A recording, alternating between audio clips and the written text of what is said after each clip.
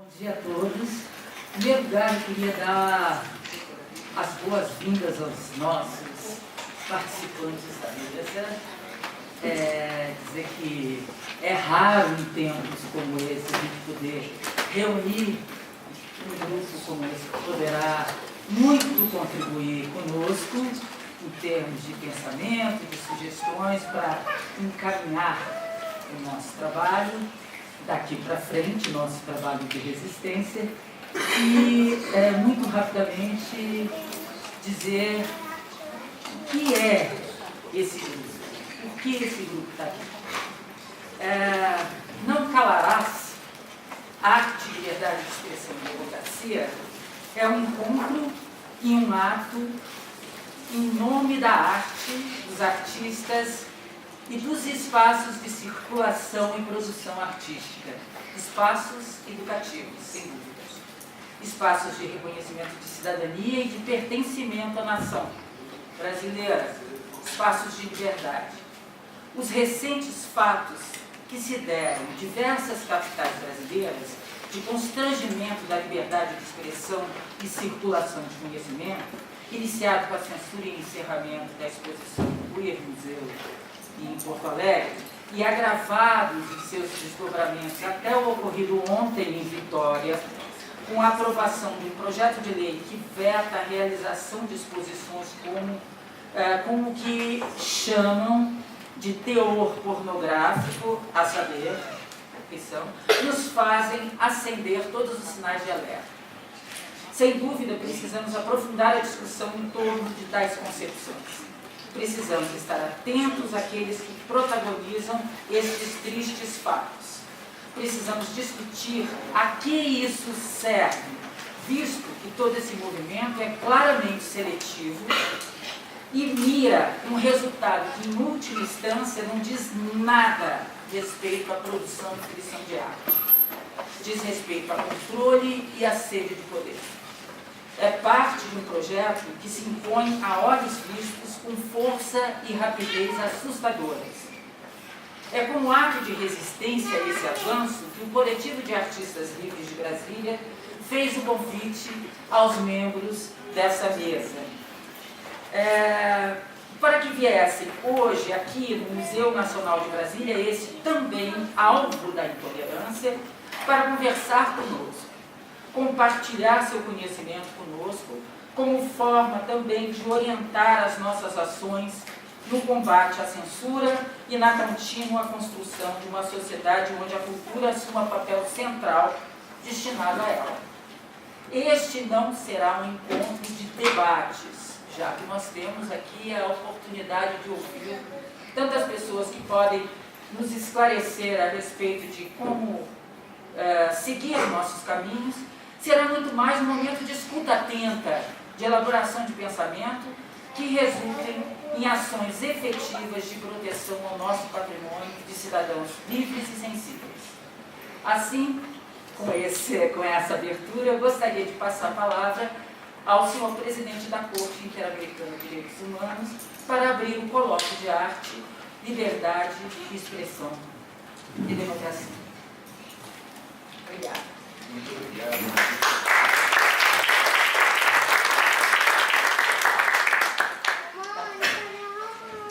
Muito obrigado, Marília Panes, pela simpática apresentação.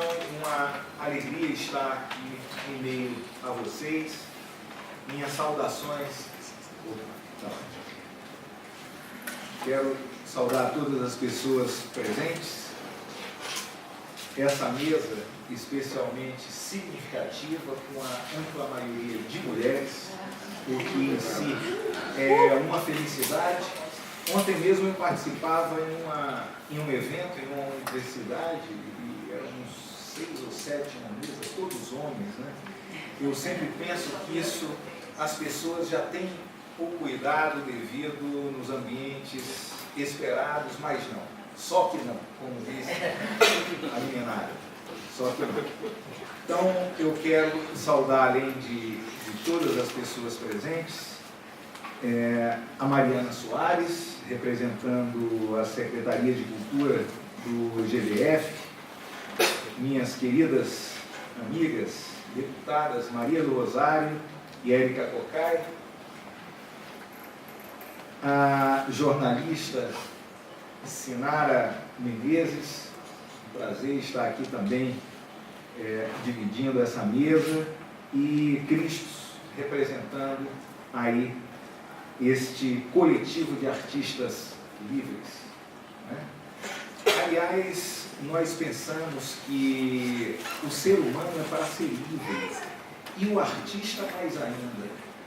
Então, também é curioso e sensível nós termos que afirmar a liberdade no coletivo de artistas. Os artistas têm que ser livres todos, né? E é significativo. Minha saudação também muito especial à artista Valéria Pena Costa, que em conversas iniciou esse convite e esse bom encontro que estamos tendo aqui, porque não se pode calar. Não se pode calar. Não é a primeira vez na história do Brasil e nem do mundo que a censura tenta se impor. Porém, quando ela vem, não se pode calar. Não calarás é um título muito feliz, porque ele diz não à censura. A censura não é permitida. A censura é censurável. Alguma restrição é possível, nós vamos ver, mas censura não. Censura prévia, jamais. O Brasil está passando por um processo de desestabilização democrática que vem colocando cada vez de modo mais evidente os direitos humanos em risco. O acirramento da divisão política tem se manifestado por meio de aumento da intolerância de alguns setores incapazes de conviver em uma esfera pública, democrática, pluralista e inclusiva, com discursos e práticas diferentes ou contrárias às suas. Recentemente, essa intolerância vem encontrando eco e capital político, ao se manifestar sob a forma de denúncia a exposições, peças de teatro e performances artísticas acusadas de pedofilia, zoofilia e ofensas às crenças religiosas. As denúncias em si mesmas não são um problema para a democracia ou os direitos humanos. Ao contrário, a expressão de opiniões contrárias a um evento artístico, a uma obra de arte ou uma performance, consiste no exercício do mesmo direito reivindicado por meio do evento ou da obra artística, a liberdade de expressão. Contudo, no Brasil, a oposição às expressões artísticas não tem se restringido à simples manifestação sadia e democrática da divergência de opinião. O curso, muito sério, tomando por essas disputas públicas de ideia, tem sido o do fechamento de exposições, proibição de execução de peças de teatro, da retirada de obras de museu, enfim, da censura sem apelido. Isso caracteriza uma violação ao direito humano à liberdade de expressão, do qual a liberdade de expressão artística é uma de suas formas.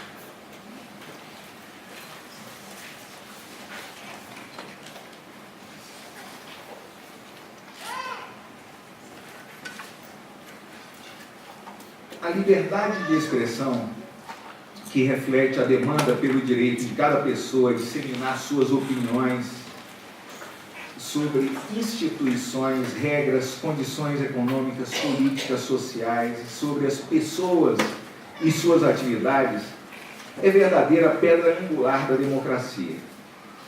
Em primeiro lugar, porque é um dos direitos individuais de modo mais evidente, reflete a virtude que acompanha e caracteriza nós, seres humanos, pensar o mundo desde nossa própria perspectiva.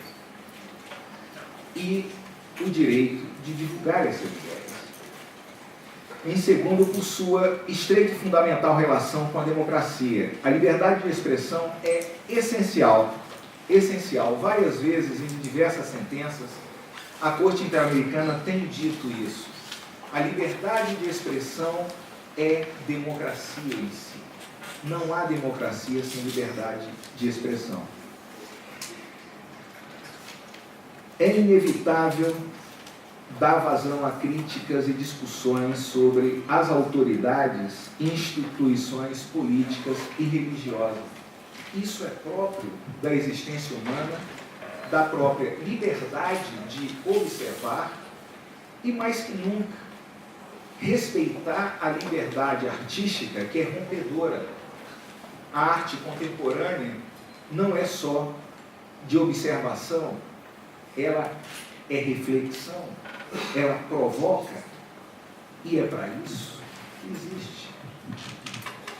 Portanto, por mais que um não goste de uma manifestação artística, e aí devemos estar preparados para tudo, claro que com os limites da violência, e vou chegar lá, da proteção da infância e adolescência. Vou chegar lá. Mas devemos estar preparados para ouvir o outro. E isso é democracia. Não se pode chegar um momento político em que se queira simplesmente desfazer o que a tanta custa, a tanto suor, lágrimas e sangue se conquistou. Eu lembro que em 2011 lançamos, Maria do Rosário, um livreto em Porto Alegre, né? Fizemos juntos, sobre a Lei de Acesso à Informação, e também, no mesmo dia, foi promulgada a Comissão Nacional da Verdade, a Lei de Comissão Nacional da Verdade. E aí comemorávamos, essa era até um produto da sentença da Corte Interamericana, que participei como juiz ad hoc, a sentença do caso Guerrilha do Araguaia, ou Gomes Lund. Nessa sentença, se exortava o Estado brasileiro e as instituições, legislativo, executivo e judiciário, a atuarem no sentido de termos uma lei de acesso à informação. Isso é o direito também de buscar informações, de obter a expressão do outro, é também o direito de uma dimensão coletiva. Proibir um artista é proibir o espectador do artista, os espectadores. Essa dimensão é maior que nós individualmente, que cada um dos artistas. A possibilidade de ter um pensamento crítico e rompedor de injustiças, seja qualquer instituição, é fundamental para uma democracia sã. O direito à liberdade de expressão, entendido de modo amplo, engloba exatamente um grupo de direitos que são intimamente conectados, incluindo liberdade de opinião, de fala, o famoso free speech dos anglo-falantes. O free speech é fundamental. Tudo se pode e nada de censura prévia. A liberdade de imprensa, não é assim, não? A de informação, de associação, de reunião, de pensamento, de consciência, de crença e também de religião, são expressões da liberdade de expressão. há uns 10 dias estive em Belém e fui para uma agenda, digamos, de congresso jurídico, mas sempre aproveito para conversar com a sociedade civil. Então, houve uma convocatória da sociedade civil, um horário ingrato, era 12:30, era o que havia sobrado na agenda, e em véspera de Círio de Nazaré, ou seja, já era feriado, muitas ruas paradas, e eu disse, bom, não vai ninguém, mas tinha muita gente que tinha especialmente a demanda de liberdade de expressão e religiosa. E aí eu me dei conta que quantas coisas gravíssimas estão acontecendo por conta da retaliação da liberdade de expressão religiosa, que em um mês foram assassinados e assassinadas 9 babalorixás, ou mães e pais de santo. 9 no estado de Pará. 9. É espantoso que isso não tenha chegado ao nosso conhecimento. Então, é o mesmo produto que nós estamos vendo da difusão de ódio, de mesmismo, de uma pasmaceira que parece assolar a sociedade. A discussão de ideias não há nenhum problema. A opinião contra religiões, contra instituições, contra Tribunal de Direitos Humanos, nós estamos também sofrendo críticas. Eu, particularmente, felizmente, estou sofrendo críticas não violentas, por enquanto, pelo menos. Exatamente de grupos religiosos. E eu digo, venham para o debate é bom. Uma tal associação de parlamentares latino-americanos pró-vida, não é? Já calculam qual será meu posicionamento em eventuais julgamentos e, enfim, há um caso importante na Corte Interamericana nesse momento que temos que decidir, que é um caso sobre população LGBTI. Vamos discutir questões como consequências de bens, de matrimônios igualitários, vamos discutir documentação sem necessidade de ir ao judiciário para pessoas transgênero e travestis, ou aquelas que simplesmente queiram um nome social que não condiz com o sexo marcado no nascimento. Então, pelo fato de termos essa causa em si, nós temos os nossos ataques, mas isso, enquanto seja liberdade de opinião, isso é muito bom, porque coloca em perspectiva o debate, nos dá a possibilidade de não vencer, mas convencer as pessoas, mostrar que a igualdade real engloba orientações sexuais diferentes, as 18 ou 19, por enquanto classificadas, não é? Então, é isso, é essa a realidade. E que não é por essa orientação que se haverá retaliação, proibição e violência. O Brasil, aliás, é um campeão de violência contra homossexuais e transexuais, é o número 1 do mundo em violência. Então, isso tudo são direitos humanos, independente da posição de um. O que se pleiteia é o respeito ao outro.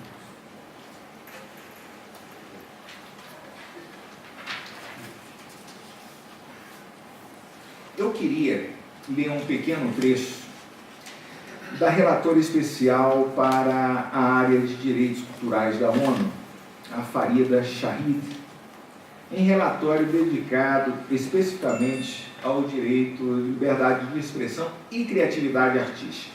Ela diz: artistas, como jornalistas e defensores de direitos humanos, estão em uma situação especial de risco, pois seu trabalho depende da interação visível com pessoas no espaço público.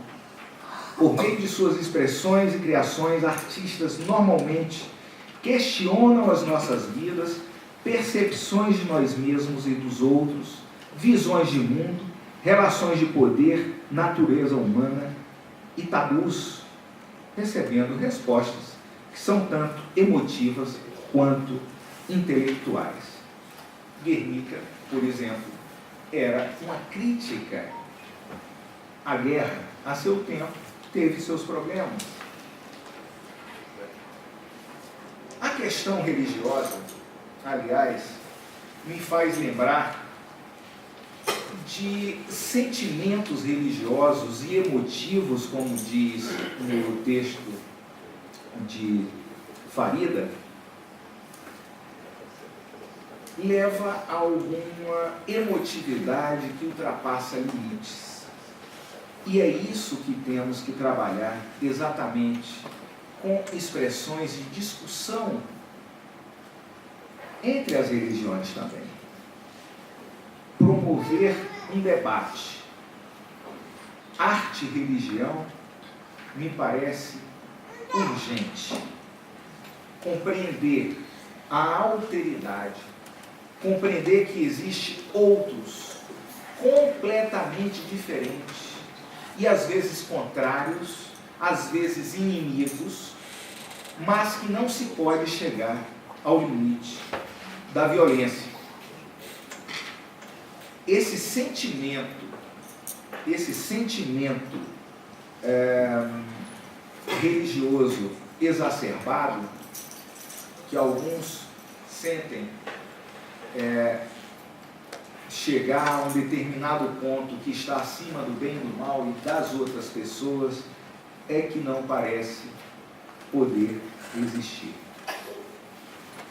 Acho que o limite é aquilo que Freud chama de sentimento oceânico. Ele diz: eu nunca experimentei e contesto esse sentimento, mas eu tenho amigos que me relatam já haver existido. A minha racionalidade vai fazer com que respeite e que procure compreender e regular este sentimento oceânico. Olha que expressão interessante que o genial Freud utilizou. Então, esse sentimento oceânico não pode nos afogar. Vamos discutir com essas religiões. Vamos levar luzes, mostrar que o outro é um outro diferente, que vem com impressões na vida que são variadas. Um de poesia, outro de violência, produto de violência. Um de arte e outro de escracho. De modo que essa alteridade é que temos que buscar. Eu acho que é interessante que em 2015 o Brasil, junto com 60 países, apresentaram ao Conselho de Direitos Humanos da ONU uma declaração conjunta que reafirma o direito à liberdade de expressão, incluindo a expressão criativa e artística. Vocês poderiam acessar esse arquivo. Eu tenho aqui, vou passar esse texto para vocês, tem aqui o endereço certinho. É muito valioso, porque quando o país se compromete internacionalmente, ele tem a cadeia internacional, são os outros países que estão a cobrar posições. E as incoerências internas na execução das políticas públicas podem e devem ser denunciadas. Nesta declaração tem o seguinte trecho: nós acreditamos que as reações a trabalhos artísticos polêmicos não podem ser expressas através da violência, mas sim do diálogo e do envolvimento que estão baseados no exercício dos direitos à liberdade de expressão e reunião pacífica. Os Estados devem proteger e garantir respostas efetivas às violações de direito à liberdade de expressão. Então, está aqui no documento, traduzido. Uma sociedade livre está baseada no princípio de que todo e cada indivíduo tem o direito de decidir que arte ou entretenimento ela ou ele quer ou não quer ver, ou perceber, ou assistir, ou receber. A censura é como um gás venenoso, uma arma poderosa que atinge a qualquer um à medida que a direção do vento se altera. Então, olho. Para lidar com os conflitos advindos deste confronto de ideias, penso que lançar mão de educação artística em um momento desse, de comunicação, é a solução e não censura, sejam elas formais ou discretas, informais, como o fechamento de portas à divulgação. Nós sabemos muito bem que são as mais venenosas, como esse gás. Rapidamente, eu vou falar da liberdade de expressão nos sistemas de proteção de direitos humanos, universal, regional e alguns casos nacionais. Essa atividade criadora é protegida por várias normas que o Brasil é comprometido. A Convenção sobre os Direitos da Criança, que tem também aí a liberdade. O artigo 13 da Convenção Americana é uma pedra angular da Convenção Americana sobre Direitos Humanos, que é o documento sobre o qual a Corte Interamericana mais trabalha. A Convenção Americana é uma espécie de Constituição de Direitos Humanos para as Américas. Então, é um documento fundamental. Ele entra em pé de igualdade com a Constituição. O Supremo até, nesse momento, entende que está levemente abaixo da Constituição. Isso no discurso, na prática, eles igualam. Eles igualam, congelam os dispositivos constitucionais que são contrários à Convenção Americana, de modo que entendam que é uma Constituição de Direitos Humanos. O artigo 13 é o da liberdade de expressão e da liberdade artística. O famoso artigo 19 da Declaração Universal dos Direitos Humanos também. E outros, Carta Europeia, Convenção Europeia de Direitos Humanos, Africana, Árabe de Direitos Humanos, todos esses trazem a liberdade de expressão e liberdade artística. O Comitê de Direitos Econômicos, Sociais e Culturais da ONU também, que é o intérprete máximo do PIDESC, que é o Pacto de Direitos Econômicos, Sociais e Culturais, também firma a liberdade de expressão artística. Eu vou apenas ler para que tenham próximo como é que nós tratamos no sistema interamericano de direitos humanos, e a Corte Interamericana tem uma vasta jurisprudência a respeito. Nesse artigo 13, se diz que toda pessoa tem o direito à liberdade de pensamento e de expressão. Esse direito inclui liberdade de procurar, receber e difundir informações e ideias de qualquer natureza, sem considerações de fronteiras, verbalmente ou por escrito, ou em forma impressa ou artística, ou por qualquer meio à sua escolha. O exercício do direito previsto não pode estar sujeito à censura prévia. Essa é uma proibição absoluta.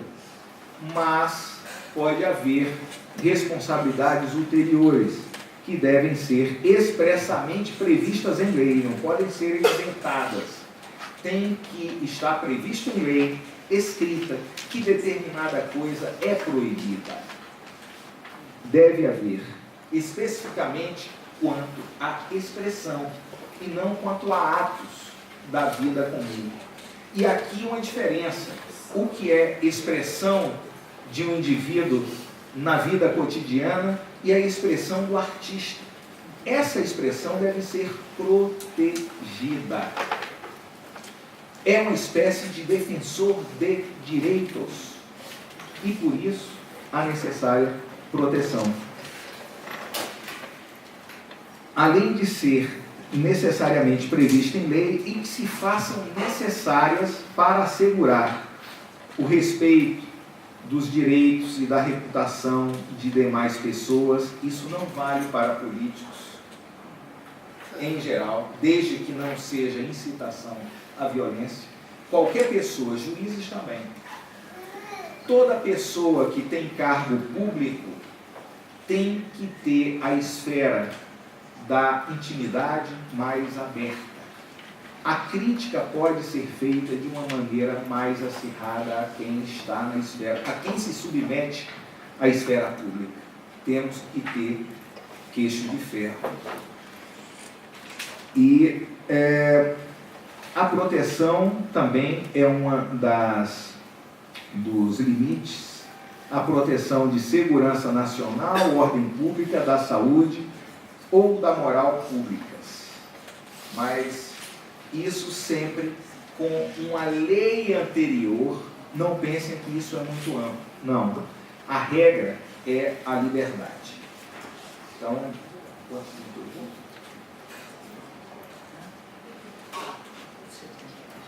não. Eu vou restringir aqui. Já vou partir para o encerramento. Eu queria falar mais da nossa... Já falei sobre isso. Um caso emblemático na Corte Interamericana, que foi o caso filme A Última Tentação de Cristo, que foi um caso no Chile. Essa sentença é conhecida no mundo inteiro. Por quê? Porque o Supremo Tribunal chileno proibiu, com base na sua Constituição, a projeção do filme. Houve um debate social, levaram ao Sistema Interamericano de Direitos Humanos. Na Comissão Interamericana, o Chile poderia ter feito um acordo, não fez, o caso foi a julgamento no nosso tribunal. E a Corte Interamericana de Direitos Humanos disse: nenhuma lei, nem mesmo a Constituição, pode afrontar direitos humanos com a liberdade de expressão artística e a liberdade de receber informação e arte. Dessa maneira, a Corte Interamericana anulou a decisão da Suprema Corte chilena e determinou a modificação da Constituição. E isso foi feito, porque a comunidade, claro, foi cumprido. A Corte Interamericana de Direitos Humanos e os tribunais de direitos humanos existem porque, no pós-guerra, se verificou que as soberanias nacionais, protegidas por esse manto de soberania, eram capazes de produzir atrocidades contra pessoas. E por isso, unidas as nações, resolvem criar sistemas que estariam protegidos da política doméstica, dos ventos que podem soprar e espalhar gás venenoso. Por isso se criaram as Cortes de Direitos Humanos. E é essa missão contramajoritária que, embora muitas vezes contra maiorias políticas, religiosas, a Corte Interamericana, como também a Corte Europeia, tem agido, tem atuado, tem exercido o seu trabalho de ser contramajoritários, não importando que a opinião pública majoritária seja contrária. Mas a experiência que se tem é que hoje a Corte Interamericana, que é o tribunal com o menor orçamento do mundo, o tribunal internacional com o menor orçamento do mundo, curiosamente, né, tem a sua força no direito e é considerado, por exemplo, pelo maior instituto de direito internacional público, que é o Max Planck, na Alemanha, considera a Corte o tribunal mais influente do mundo hoje. Eu lembro Rui Barbosa que dizia: os fracos não têm as armas, mas eles têm a força do direito. É isso que eu acredito que a Corte Interamericana, com toda a fé na justiça e no direito, une 7 juízes em uma composição plural e de um nível que nos orgulha, nós americanos, sempre utilizo esse termo americano, porque nós todos somos americanos e existe mais ao norte os estadunidenses, né? Então, orgulha a nós, todos americanos, que a América é una. Eu resumi aqui a minha fala, eu vou deixar esse texto, que acho que tem coisas úteis para vocês, posso mandar por e-mail, pode ser mais simples de difundir. Só exemplificaria alguns países que têm protegida constitucionalmente a liberdade artística, com casos assim curiosíssimos, como a proibição na Argentina da exposição do Leon Ferrari, que fundamentalmente trabalha com ícones religiosos e críticas. Houve uma bela discussão, inclusive judicial, e se liberou a apresentação no Centro Cultural La Recoleta, não é? Isso foi em 84 e isso foi uma espécie de antídoto a interferências. Esse caso, como esses que agora temos, quanto mais divulguemos, pode ser um antídoto para o futuro, não é? Então, Colômbia também avançou muito nesse sentido, a Espanha, para prever especificamente a criação literária, artística, de todas as formas de expressão. Nos Estados Unidos também, a proteção para a expressão artística e cultural, casos que a Suprema Corte Americana julgou de uma maneira muito interessante, como a neutralidade do conteúdo, é dizer, essa neutralidade do conteúdo, creio que é interessante nesse debate religião e símbolos religiosos. Um símbolo religioso pode ser para um algo de significado que aproxime daquele sentimento oceânico de Freud, porém, para outro, é um objeto qualquer, cuja intervenção pode ser feita. Então, termos a noção de que não se vai entrar em um templo religioso e buscar aqueles símbolos que estão, para quem acredita, consagrados, a fazer aí uma performance nesse lugar, porque aí eu creio que vai haver algum problema penal, né? Mas a interpretação que se dá a vilipêndio de objetos religiosos deve ser esse da neutralidade de conteúdo. Na França se fala em œuvre d'esprit, ou seja, obra do espírito, e portanto a liberdade é máxima. Liberdade é máxima e não pode ser reduzida. Na Alemanha, vejam que curioso, a liberdade é máxima, mas tem uma restrição severa e com sua razão histórica, que são os símbolos nazistas. A violência, incitação à violência e repressão e símbolos nazistas como a suástica não podem ser utilizados. Então, eu lembraria, só para concluir, algo que permeia toda a nossa fala, que é Chomsky, quando diz que a liberdade de expressão, se você acredita nela, você acredita na liberdade para exprimir opiniões de que você não gosta. Quer dizer, Goebbels, aquele ministro da comunicação do nazismo, do Terceiro Reich, Goebbels era a favor da liberdade de expressão para opiniões que ele gostava, tal como Stalin.